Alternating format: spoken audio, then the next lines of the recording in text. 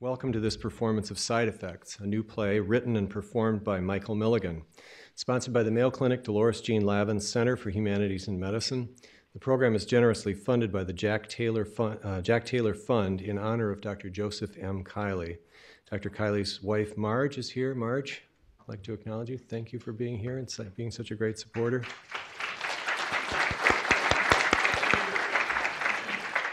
My name is Paul Scanlon. I'm the medical director of the Lavin Center for Humanities and Medicine. Before I introduce the program, I'd like to request that pagers and cell phones be switched to silent operation. A little reminder. The Mayo Clinic Dolores Jean Lavin Center for Humanities and Medicine supports Mayo Clinic's primary value, the needs of the patient come first, by integrating the arts and other expressions of human culture into the healing environment of Mayo Clinic. The center's programs, educational activities, and research in medical humanities serve patients, families, employees, learners, and the larger community, promoting the compassionate delivery of health care. Music, dance, theater performances, visual arts exhibitions, bedside arts programs, and invited lectures all contribute to the healing environment. The center's programs are managed by Dr. Johanna Ryan, who's somewhere in the back there. Joe, thank you so much. Tonight, we are honored to present the work of Michael Milligan, playwright and performer, who has been writing and acting for the theater for 2 decades. Michael has appeared on the Broadway stage in August Osage County, La Bête, and Jerusalem. Other New York credits include Tom Paine, The Golem with Robert Prosky, and the world premiere of The Empty Ocean with Harold Clurman Lab Theater and Nightlands with New Georges. Milligan's other produced plays include Heroine, Urgent Aliens, and a musical adaptation of Aesop's Fables for the Circle in the Square. A reading of his verse play, Phaeton, was presented by the Stella Adler Studio, featuring Mark Rylance, Joanna Lumley, and David Hyde Pierce. Milligan received his training from the Juilliard School in New York, where he won the John Houseman Prize for Excellence in Classical Drama. Michael has performed at the Guthrie Theater, the Royal Shakespeare Company, the Shakespeare Theater in D.C., many others, including Westport Playhouse and numerous others. He's instructor in Shakespeare at the Stella Adler Studio for Acting in New York City. Milligan performed his award-winning drama Mercy Killers at Mayo Clinic last year. That play took a critical look at the American healthcare system from the vantage point of an average working Joe. Both a touching love story and searing indictment, Mercy Killers has won critical acclaim from the national medical community and from theater audiences across the country in more than 200 performances to date. In his new play, Side Effects, Milligan moves to the other side of the equation, the person inside the system, a doctor. Milligan writes in the tradition of American playwrights from Arthur Miller and Clifford Odets to Tony Kushner and Anna Devere Smith, depicting political and social issues with powerful stories and unforgettable characters. During his travels with the play Mercy Killers, Milligan spoke with many healthcare providers and noted similar complaints and frustrations about the challenges they face in trying to provide the best care for their patients while maintaining the Byzantine and time-consuming ritual of billing and coding. Milligan was inspired to write this play to give voice to the concerns and experiences of doctors and nurses. During his interviews, one story stood out from the rest. A doctor described an experience in which a patient whose wife had passed away stopped to see him on a busy day. The doctor felt so burned out that he didn't want to speak to the man, Milligan says, so the nurse sent him away. The doctor told Milligan that later that evening he felt devastated by what had happened. That experience led the doctor to examine his life and to transform his practice, Milligan says. Something about that story touched him very deeply. Side Effects examines the art of medicine and the side effects of practicing medicine, as well as what it means to be a doctor in America today. I hope you'll find the performance to be thought-provoking. Please be forewarned that the play includes some coarse language in the depiction of the character and the situation. Following this performance, Mr. Milligan will be available for a talkback with audience members. Please welcome once again to Side Effects.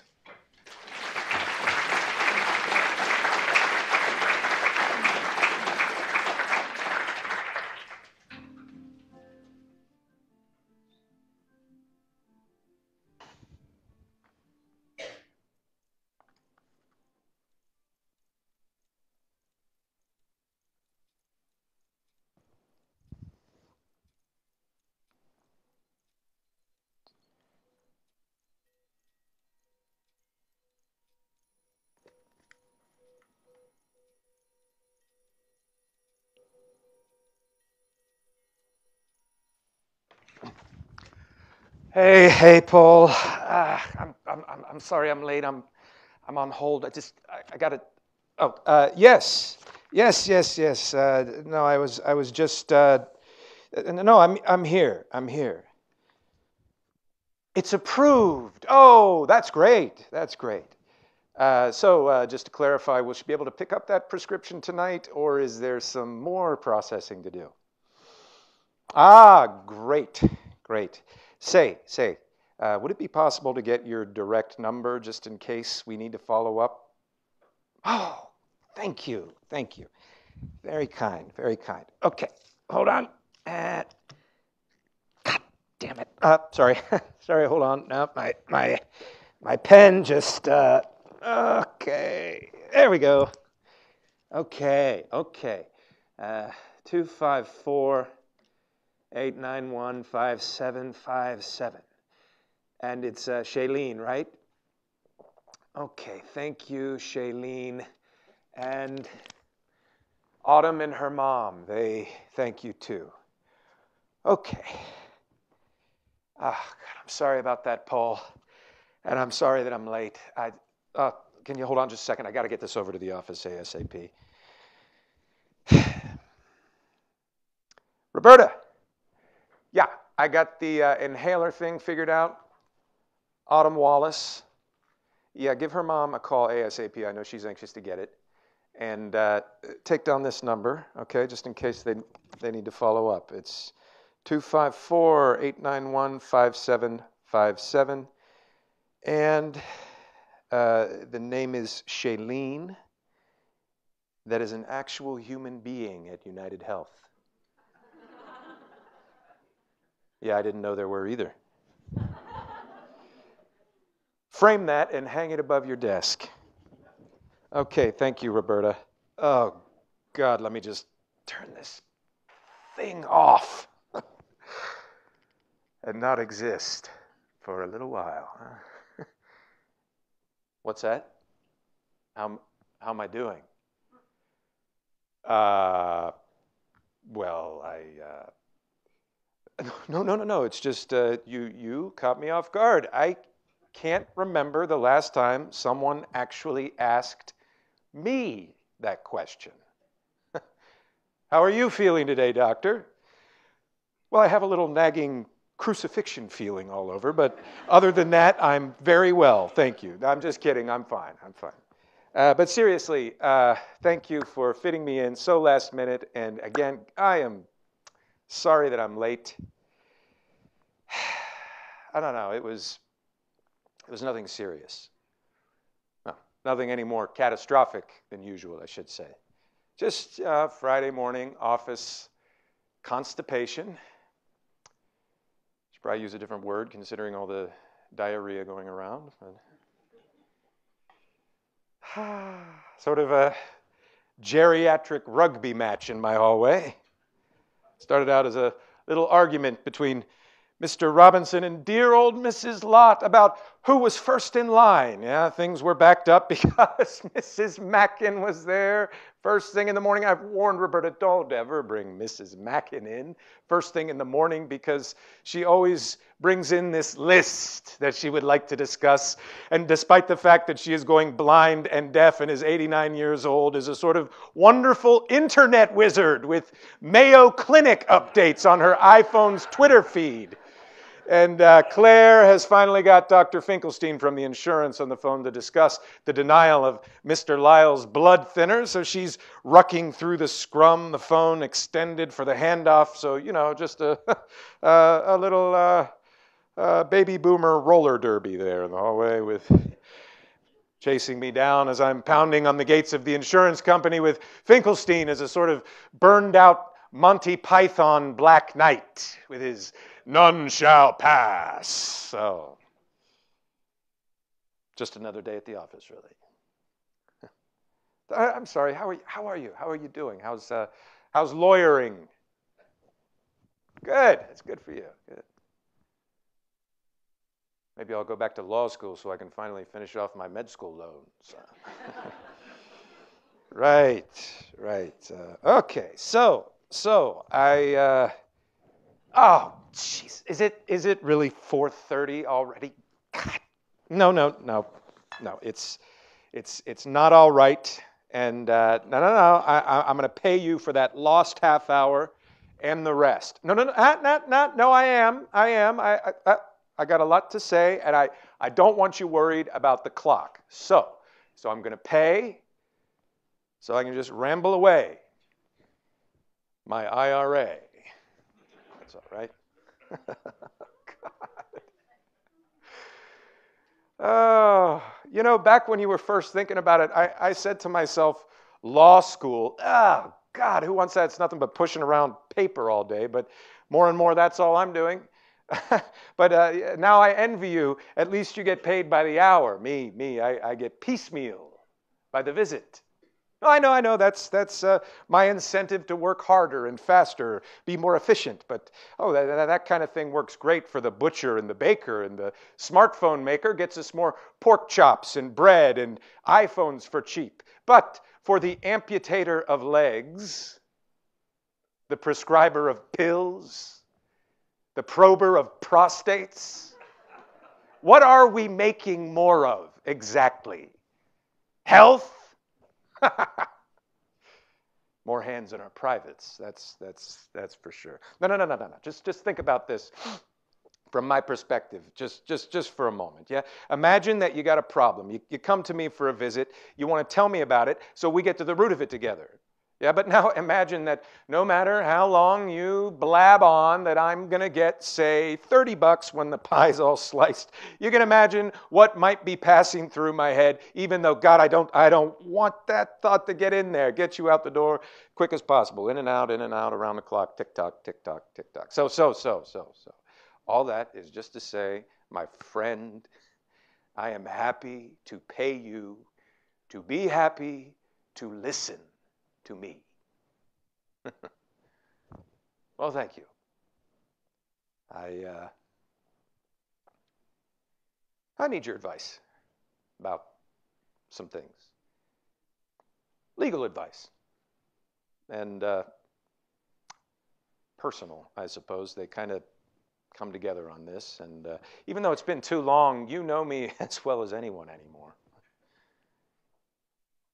God, you look great. Oh, well, thank you. But I mean it, you do. You look great.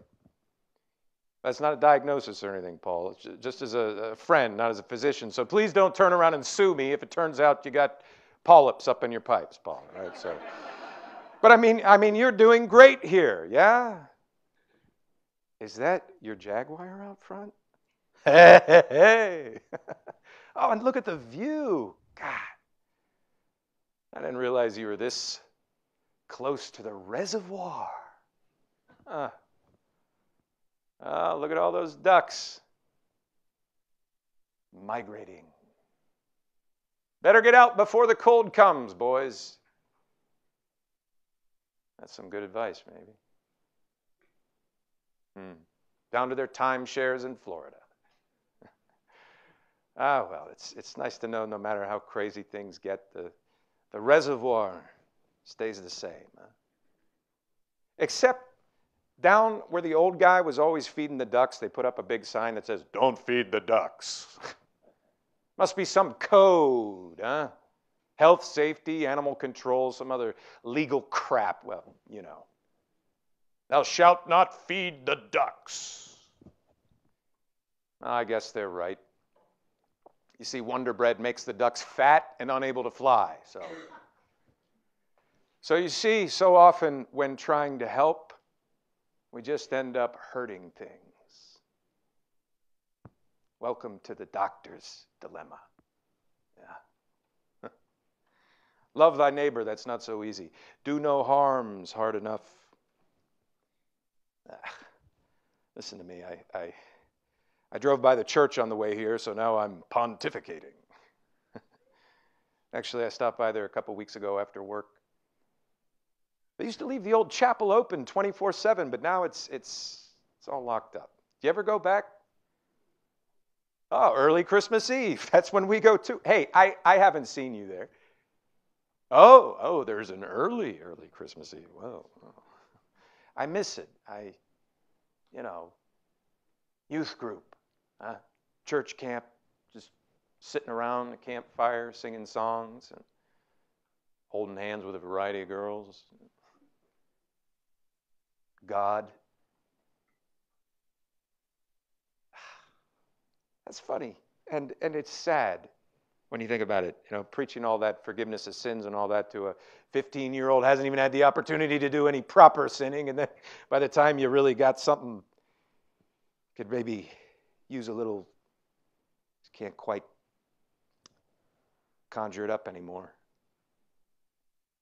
Yeah, but that's what lawyers are for, I suppose, to argue our innocence when we're too old for grace. Oh, God, listen to me. I'm really rambling, eh? Avoidance and denial. I deal with those all day in my patients, but doesn't make it any easier when it's yourself. All right, stop beating around the bush, and I have this. Oh, God, it's embarrassing, and it's nothing. It's the lawyer representing the ER down in Florida. He says that it's nothing. Yeah. One of my patients, I hardly even call him that. He never follows up on his appointments. Anyway, I prescribed him something for his blood pressure. Yeah, so he's down at his timeshare. He passes out at the beach. He ends up in the ER with an erratic heartbeat. So cardiology, they put him on an antiarrhythmic. Doesn't mix with his blood pressure meds. It's a big no-no. So why? Why would they do that? Well, they didn't get his records. Of course, they're going to blame that on us, but Roberta and Claire, they say there's no message. Of course, they deal with 1,000 faxes a month, so who knows? Anyway, here's what I make out from the ER's lawyer. The brand name of his blood pressure drug is Ecidrix. So the intaking resident's like, oh, what do you take? And he says, Excedra.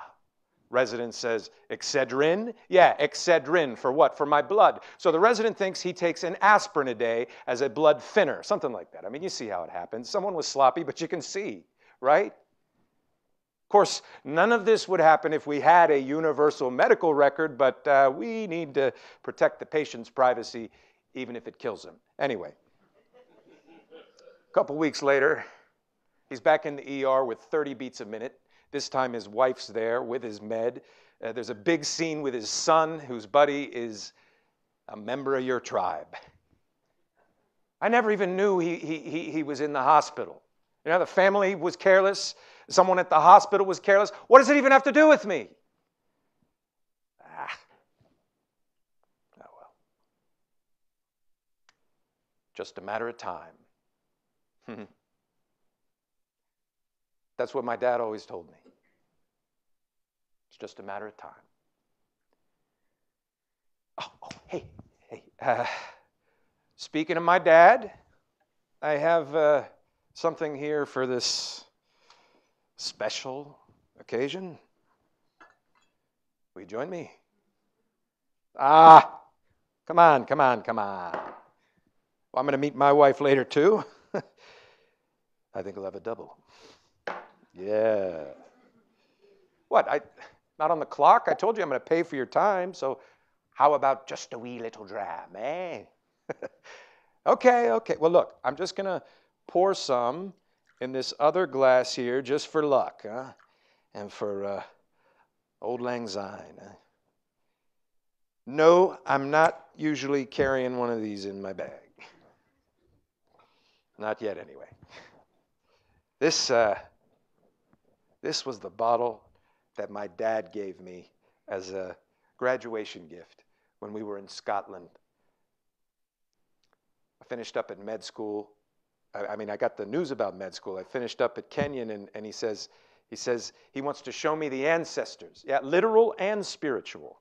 See, our MacQueens, we come from the Isle of Skye. Beautiful. Anyway, we go over to Edinburgh, and he says, this is where it all began. Yeah? Modern medicine, that's what he's talking about. Also modern economics, modern thought, all in this one wee little nation. So So we did the castle and the palace and all that, but my dad's favorite spot was the Museum of Surgery. Yeah, and he's not the type to bristle. You know my dad, but he did. He bristled about the early history of our art. The art of medicine. Still calls it that. Idolizing the courage of those early Scots, dissecting their way through the Dark Ages with nothing but the light of common sense and a big pile of cadavers carved up for posterity. Anyway, they mapped out the whole human anatomy over the course of a decade. Anyway, we go there, and then when we're done, he takes me over to this whiskey shop, and we're just sitting at a couple stools, and we talked more in 10 minutes than we have all our lives.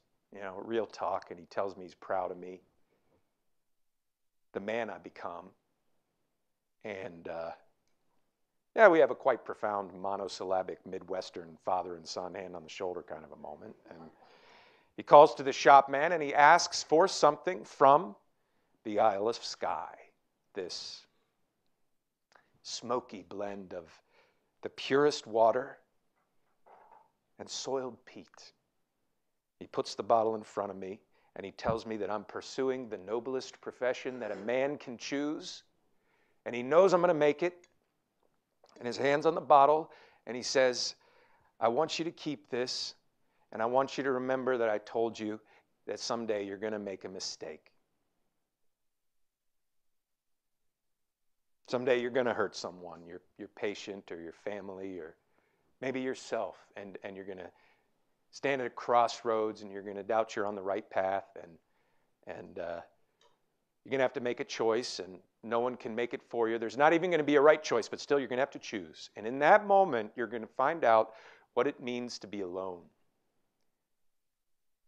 And in that moment, you're going to find out what a doctor is. And when that time comes, I want you to take down this bottle, pour yourself a dram, and remember that I was in that same place before you. So, here I am, the crossroads.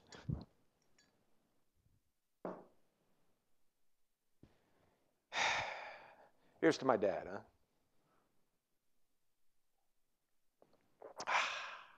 The good doctor.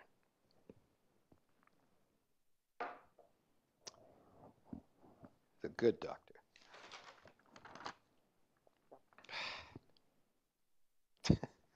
Looks like some kind of goddamn form letter, you know. Lynch and Crabtree, are those their real names? Some paralegal filling in the blanks. I'm just spaghetti on the wall to them. See, they're going after the hospital, so they figure they might as well shake my tree too. My deductible is $5,000, so they think I'd rather just pay him the hush money, but to hell with him. Sending that guy to my office in his gray suit, making my patients nervous, and looking at me like I'm to hell with him. Do you do this kind of thing? Good. Oh, God, it's so stressful. Someone snooping around your closet. Every doctor's got a closet. Does wonders for my atrial fibrillation. And this is, I mean, compared to something, you know, I mean, something. It's nothing. I don't know why it's no big deal. No big deal. So. If you work for the hospital, they take care of this kind of thing. Oh yeah, the hospital's got an army of lawyers. Which brings me to my second piece of business. I have this offer from the hospital to sell my practice, you know. Maybe this is just the final straw. Just be an employee, stop fighting it all. I haven't told anyone. It's a huge decision, so I think my wife will be pleased. Stability, benefits, regular hours. But my dad, he's not going to understand.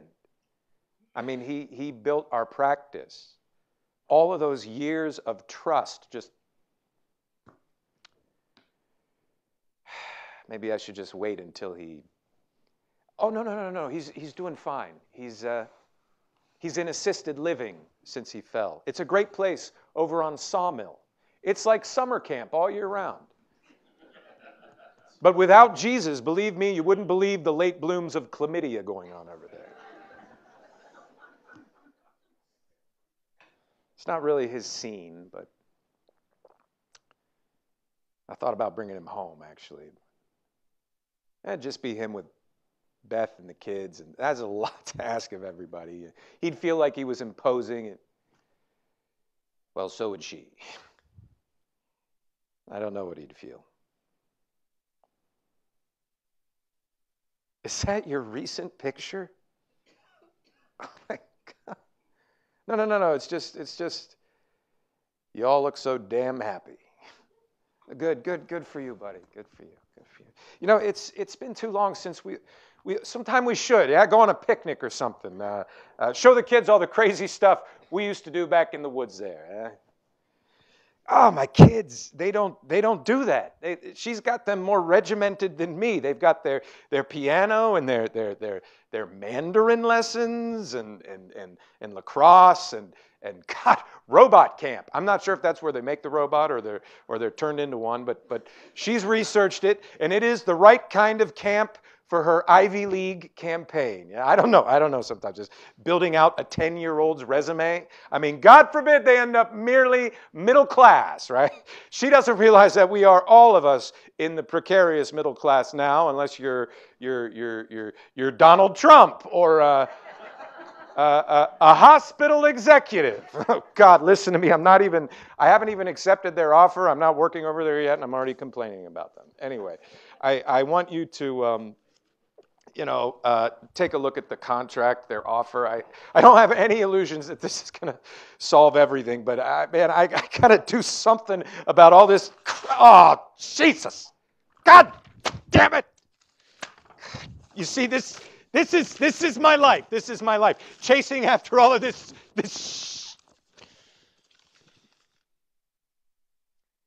I'm fine. Yes, I'm fine. What do you mean, am I sure? Yes, I'm sure. Would you please stop asking me that? It's a little bit patronizing, all right? I mean, yes, I wish that my life were a little more perfect like yours, but I'm fine, Paul, all right? I'm fine. I'm sorry. I'm not fine.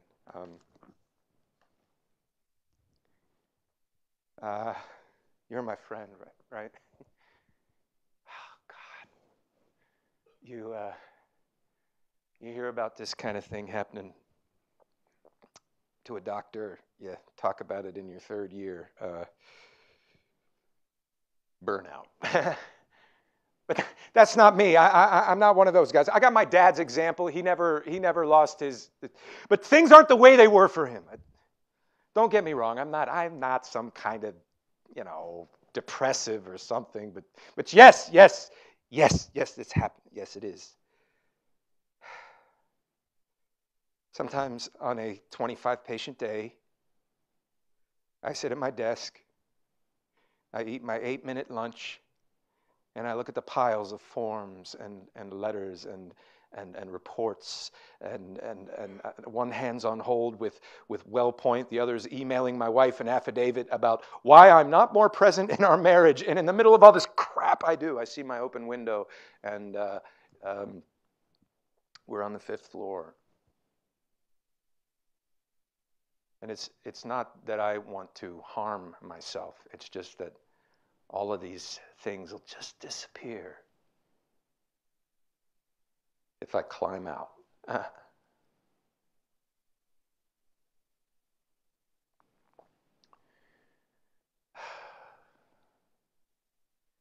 Fortunately, I'm kind of a coward about physical pain, and 5 floors will probably do the job, but maybe not. Probably not right away. You have to go head first for that. I'm more of a stick your toes in the water kind of a guy. Good thing I'm not an anesthesiologist. I know how to make an easy exit. Anyway, that's not me. That is not me. I am not some passive, weak-minded depressive. And the thought passes, and you know what? I sit up and I take the test, and I beat it mostly. I've always passed. You give me whatever test you want. Med school, that is no joke, and you got your internship and your residency, and that's the limit of what a person can take. So you can do that, you can do anything, right? But over time, I guess that last week was just the final. And, you know, there's nothing special about the day. Really, just this guy named Ralph. I've taken care of his family for 10 years. His wife got breast cancer a little while ago, and I referred him to the best oncologist I know. And, you know, I try to check in as often, but it's never as much. There's just no time. Anyway, Ralph comes by, and Claire interrupts an exam to tell me, and I tell her, and I don't get paid to sit and listen, Paul, and it's a 30-patient day, and I got a stack of letters, and the people are waiting, and the EMR is clogged up. I got to get my own dad to his appointment, and Claire whispers to me that Ralph's in the waiting room, and his wife died last week. He'd just like to sit and talk to me about it for a few minutes, and I can't see him. So she sent him away. I've been that man's doctor for 10 years, and I didn't have 10 minutes to give him so he could tell me that his wife died. I don't have any goddamn time. No, that's not it. I don't have any. I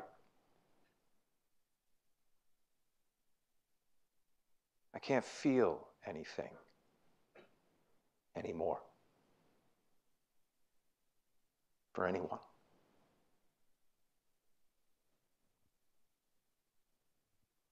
And I haven't passed the test. Oh.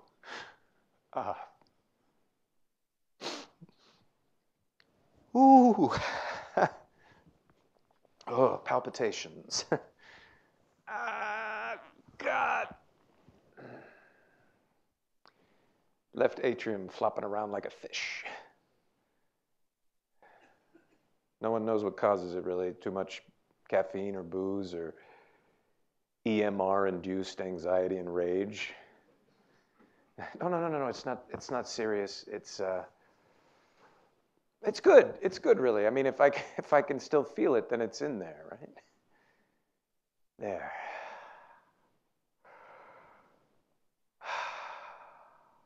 Back to normal.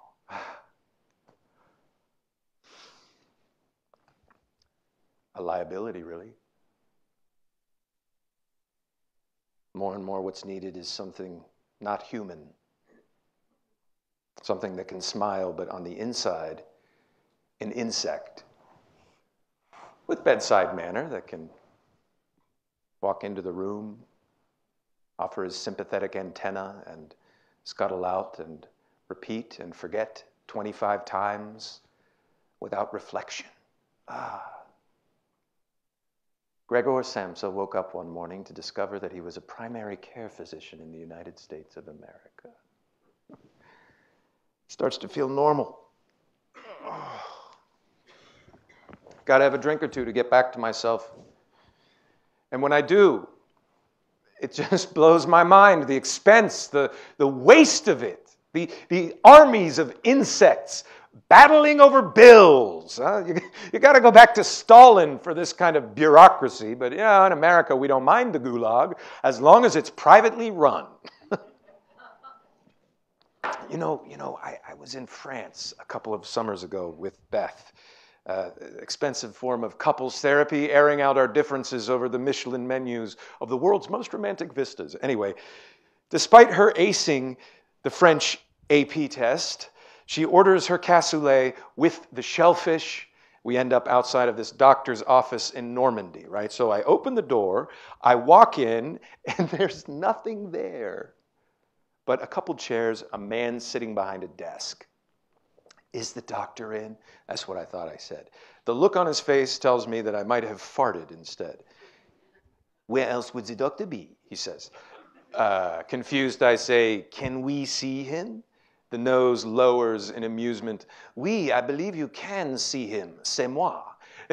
The reason that I was confused, Paul, it was inconceivable to me. There was no one in that doctor's office but the doctor. There was no one there to handle the bills and the insurance and the records. There was no one but him. And when he was done examining my wife, we told him that we don't have traveler's insurance. So he points to this chart on the wall. The prices listed, same as in Versailles or the slums of Paris. "Apologies, but you must pay the full amount." I brace myself for the bill. 23 euros total. He was unrushed and friendly despite being French. And I could see that he practiced the art of medicine. It was incredible. How is this possible? Here in the land of the free and private enterprise, I can't even afford to work for myself anymore. And over there in the cesspool of socialism, that guy's driving around in a little golf cart making house calls like my dad used to. Oh, well, it's too bad we're so far away from everything. Yeah. You go abroad for the sights, sure, but if you're lucky, what you really see is yourself. And what I saw in that mirror, my reflection, an overqualified Post-it note attendant. Like this one. This is nothing special. This is just from today. Yeah, this young girl, Autumn, came to see me last week. She's a sweet kid. Yeah, she can't breathe so well. So I prescribed the one drug that is safe enough and strong enough. Next day, Mom calls to say the pharmacist says that the insurance company says that we need to get a pre-approval. And there is no fast lane on that phone menu for me or my nurse, Cindy. 16 years of training between us, and we're stuck on a phone menu designed by Hieronymus Bosch. We finally get through. There's a kid on the other end of the line, just barely out of high school. I don't see that drug on my chart. So Cindy says, there's no Z in asthma. So she's put on hold for 15 minutes to speak to one of the creatures that they have over there, some burned out MD who's gone over to the dark side. Anyway, at the end of this superfluous ritual, the week of me paying Cindy to wait on hold and then me on hold in the car, they approved the drug, right? Way, we won the battle. No. Because this is a war of attrition, my friend, and they have taught me a lesson. If I want it, I've got to want it really bad because they're going to make it hard for me every step of the way. And sometime I'm not going to step up to the plate, not because it's not medically necessary, but because I'm just too exhausted to deal with it. Or maybe someone does forget to return a call. I wonder how many people die every year because a Post-it note fell through the cracks of a cubicle.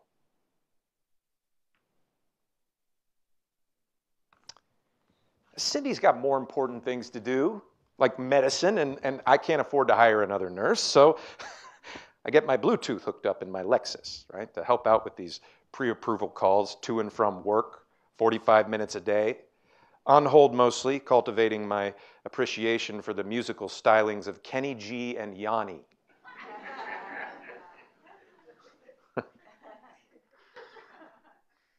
But you know what? Tomorrow, Autumn is going to be able to breathe easier. And she's a sweet kid. She's always riding around on one of those little scooters when she can breathe. Let's just give her her inhaler. And she's going to change the world. Yeah, so that's why you do it. A kid comes to you like that, open and vulnerable. Their life is in your hands. And for a few moments, you have the privilege to be of real service to another human being, and that is a special kind of intimacy that you don't get anywhere else. So you do. You do it for the kids. They still trust you. They still look up to you. Not their parents. The adults, no.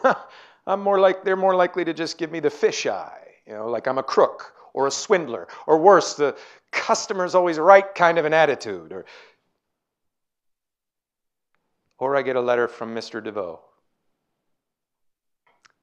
He lived up the street when I was a kid. Went over to his pool in the summer times. Now he's outraged at me, charging $125 for 15 minutes. Your father would be ashamed of you. Do you know what Medicare actually pays me to take care of Mr. DeVoe and his 5 chronic conditions? $50, with which I got to pay Claire and Cindy and Roberta and Rick, who handles the accounting. I provide them all their benefits and the rent and the malpractice and the EMR fees and the licensing fees, at the end of which, if everything goes smoothly, I can keep the shop open for a couple more months. So yes, Mr. DeVoe, I need your stupid $15 copay. Of course I'm going to take care of him. I love that old grump. He taught me how to do cannonballs, for God's sake. But if we don't bloat out the bills as much as possible, insurance will use it as an excuse to pay us peanuts. That's just the opening bid. Nobody pays that. Unless you don't have any insurance. I'm a lousy businessman. It makes me so tense. I never wanted to do any of that. And the computer, the digitizing was supposed to help with all that. I can spend 2 hours a day inside of that thing. There's codes in there for 14 different kinds of ankle sprains, for God's sake. 3 kinds of injuries from flaming water skis. And not to mention the tendinitis that I've developed trying to find the proper code for Mrs. Mackin's dire encounter with her vacuum cleaner. If I don't find that code, I don't get paid for my efforts. So I used to look at faces. Now it's screens. I heard the patient's voice now as a chorus of whispers in the room with me. The claims analyst, the entitlement bureaucrat, the pharmaceutical rep, the the lawyers, all of them whispering in my ear. So how am I supposed... My dad always said that medicine is a trust that you earn by listening. But how can I, with the whispers and the tick, tick, tick, tick, tick, tick, tick, tick, tick of the clock?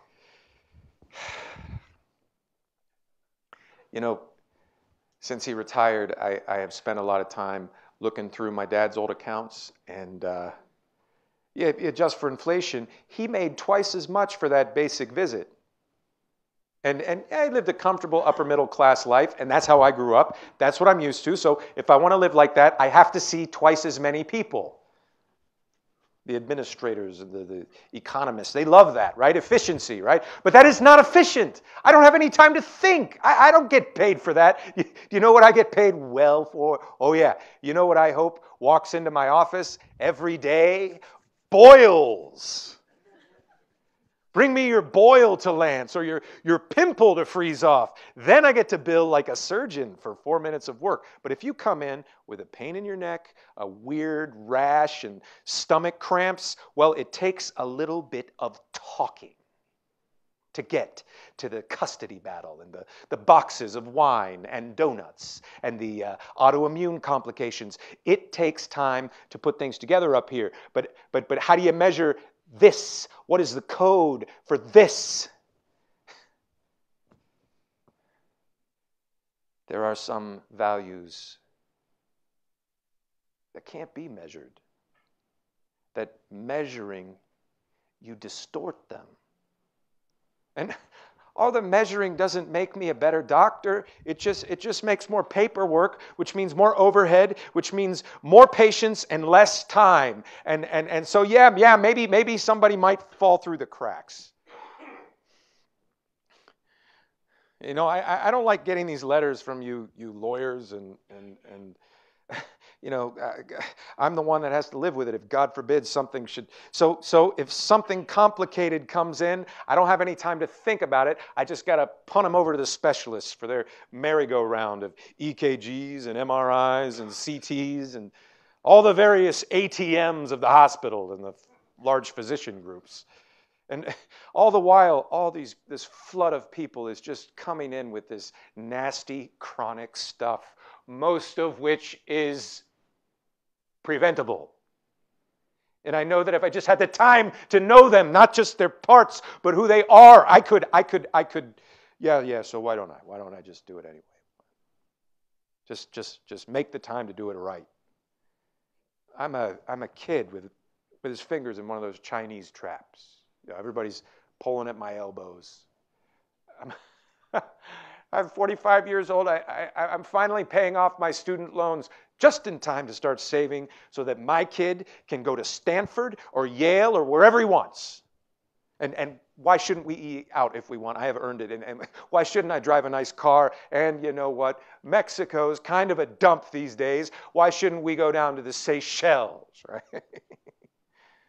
Yeah, these are the compensations that I enjoy, I suppose. Denied the possibility of integrity.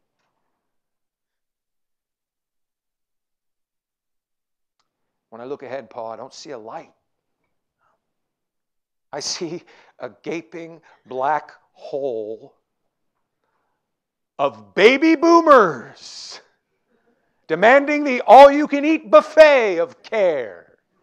But who is going to care for them? Who's going to listen to their complaints and their senile ravings and their smelly, leaky, failing bodies? Who is going to listen to them? There'll be an assembly line, sure. There will be probes and scans and procedures and intubations and electric jolts and cutting and dissecting and beautiful machines to keep them going in the end, slowly turning them into the image of themselves. Beautiful, efficient, mindless machines for making money. Oh, God. How did I get this way? I'm so ashamed of my cynicism. If I could open myself up and cut it out, I would. But that is the operation not taught in medical school.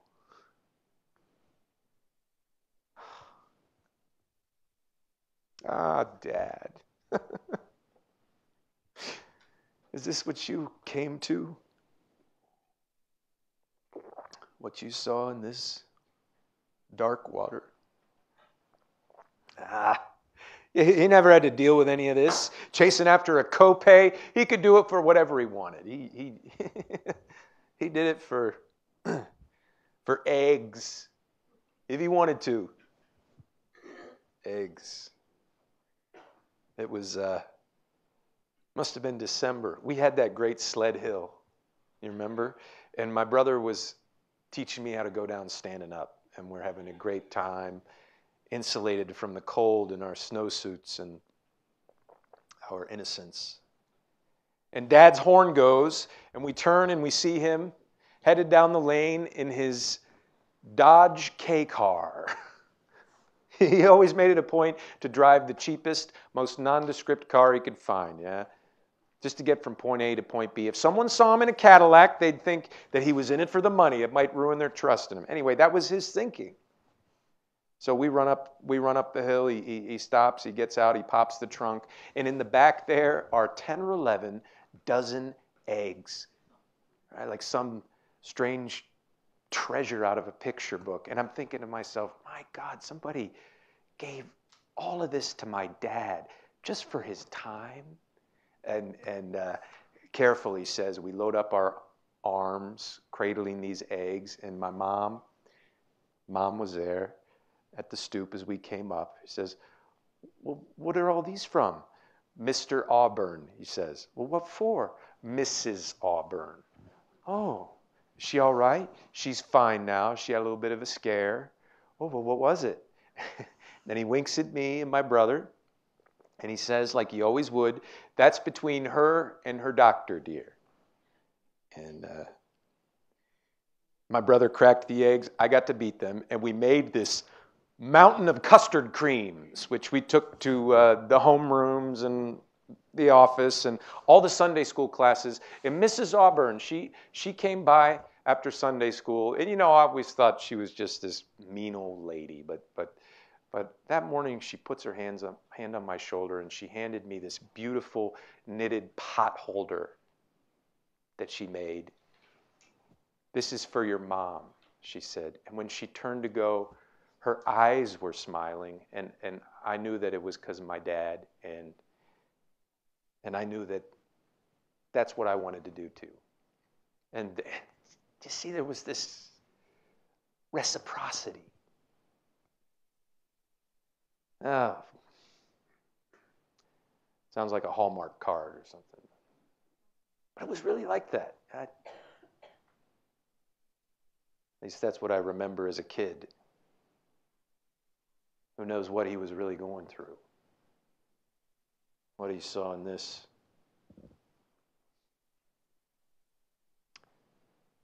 It's a bit late in the day to ask. No, he's doing all right. But the mind slips quick, and he's so sharp that you really notice. And he always liked to work with his hands. If he wasn't a doctor, he'd have been a carpenter, and he had hands like that in the exam room. Hands that could know what's wrong with you, hands that give you comfort. We don't have that anymore, just keyboard pokers and mouse clickers. Anyway, he liked with his own hands to do his own chores, fixing the fence, painting the house, cleaning out the goddamn gutter. He mentioned it was backed up, and I told him that I'd call someone or I'd just take care of it myself, but the kept putting it off, or the Post-it note fell through the cracks.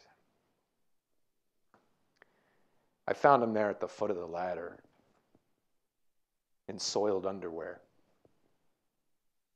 It's hard the first time you see your dad like that.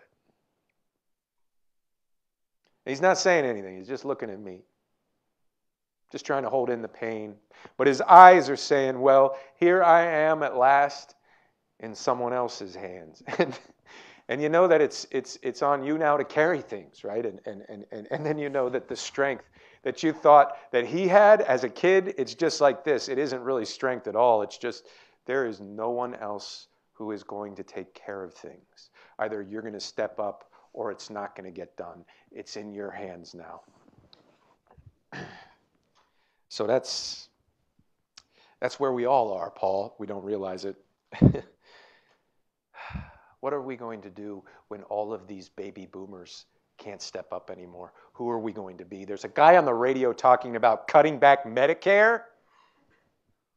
What does that say about us? I know what my dad would do. He would step up and he'd do his best, even if it's going to be too much, even if it's not enough. And anyway, that's where I am, at the crossroads with this offer. See, the hospital is going to help with the insurance and the billing and the records and the pre-authorizations, and if they have an army of lawyers to hide my mistakes with their endless motions, and I'll just be able to practice the art of medicine. Oh yes, I can make it look great in my imagination. Yeah, a work week, vacations, Saturdays, time with my kids, my dad, saving my marriage. But you hear other stories, good and bad. See, a guy I know in Houston, he sold his practice to the hospital, And the guys upstairs, they start writing him about his productivity. Yeah, he's spending too much time with his patients. So a year later, he's out on his butt, and his practice belongs to the hospital. So I want to know, is that, can that happen to me? I want you to take a look at, I don't know. What do I want you to say even? It's just, my dad told me that I was going to make it. I just want someone to tell me I'm going to make it. But the truth is, it's not going to be any better over there. It's just different. I know what goes on over there. I know what they want. There'll be a guy there with his MBA and his spreadsheet and his timesheet standing over me. Oh, you got to see more patients and send for more tests. Here, we'll make it easy for you. We can do the tests. Just use our system, use our network. And the more that you see, the more you're scared you miss something, the more you need to reach out for help to their specialists with their wonderful, expensive tests to make your job easier. Don't think, just check the box. Stop trying to understand. It's bigger than you are. You got a team now. We got your back. Just your name, just your signature for the drug, the test, the operation. Help get the bodies on the conveyor belt for the merry-go-round. No. I'm not going to do that. I'm not going to be their pimp. I'm going to fight for my practice. I just got to figure out a better model, better process to deal with the insurance and the meaningless records and the useless tests and the horrible, awful clock. Yes. I am going to make more time, Paul.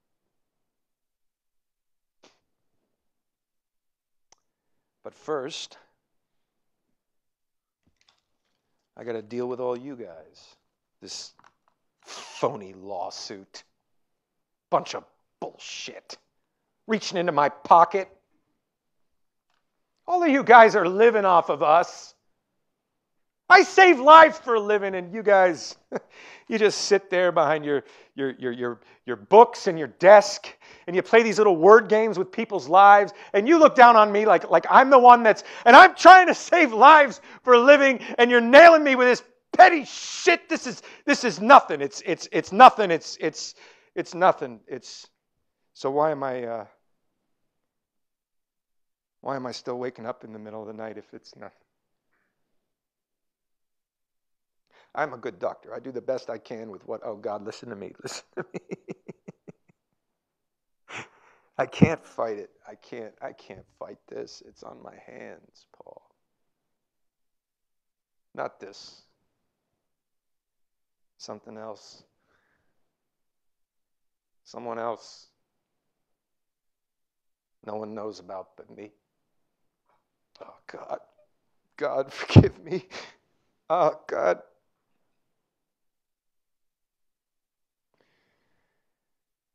I don't think he's listening anymore, Paul. So you'll have to, all right?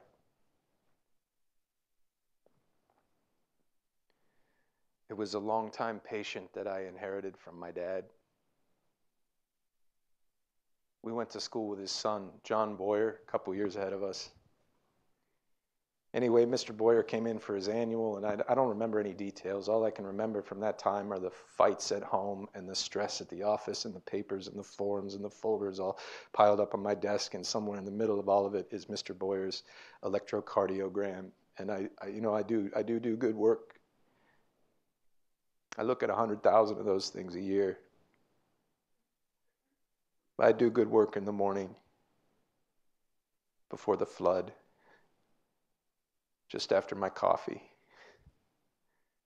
I'm a good doctor from 9 to noon.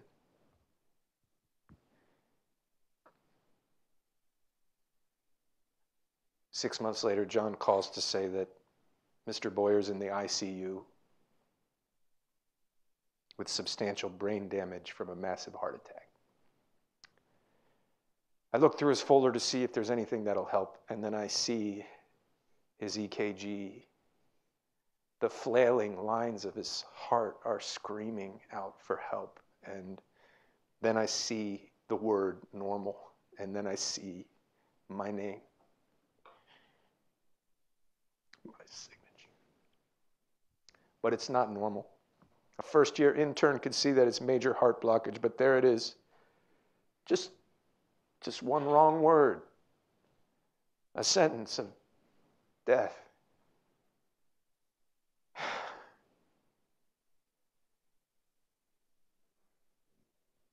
The Boyers, they never bring it up. Mr. Boyer's in the nursing home now, doesn't know me anymore. Or anyone.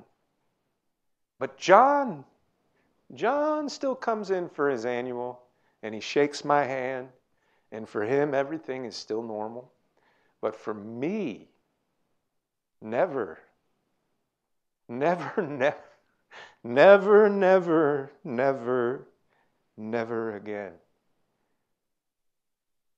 will I be normal.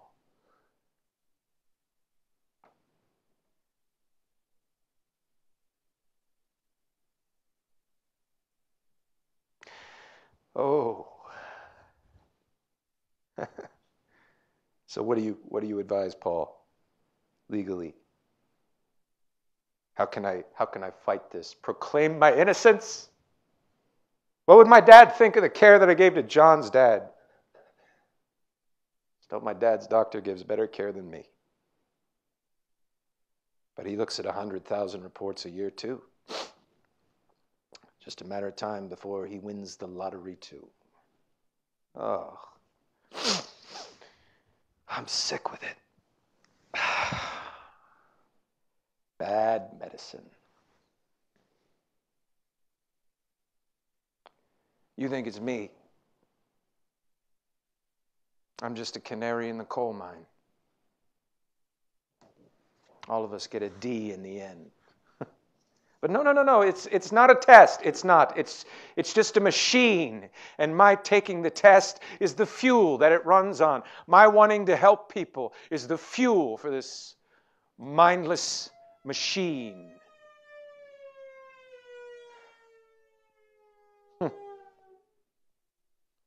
And when it breaks down, I'm the one that gets hung out to dry. No. Avoidance and denial. That's not going to help. Because it was me. At the end of the day, it was me.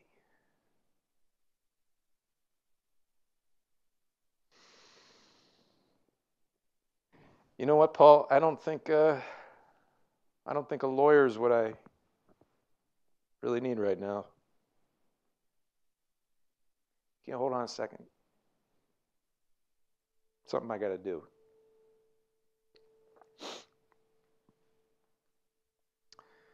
Roberta, would you please get me John Boyer's number? Just text it over, all right? Oh, God.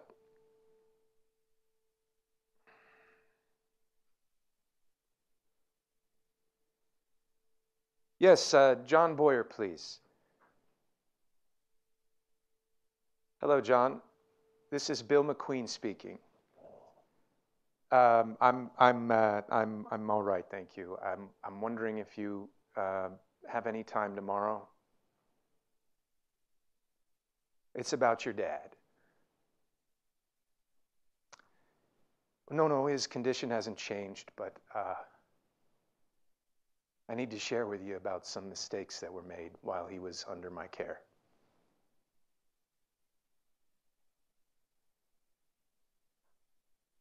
Yes.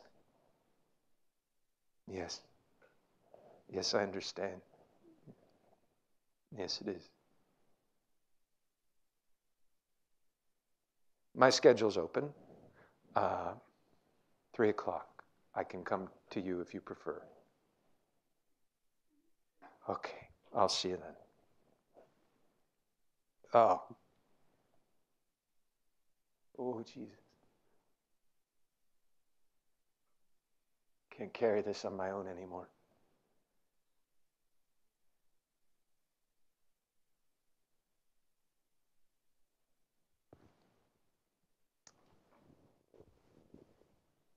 Yeah, this is William MacQueen's son speaking.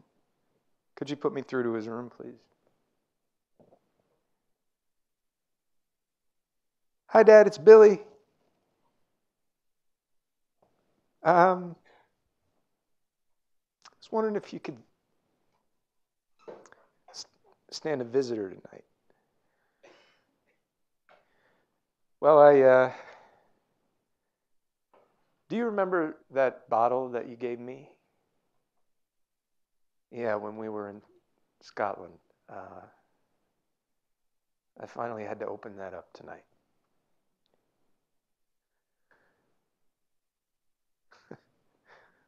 No, there's still some left. Sure, I'll bring an extra glass. Thank you, Dad. I'll see you soon.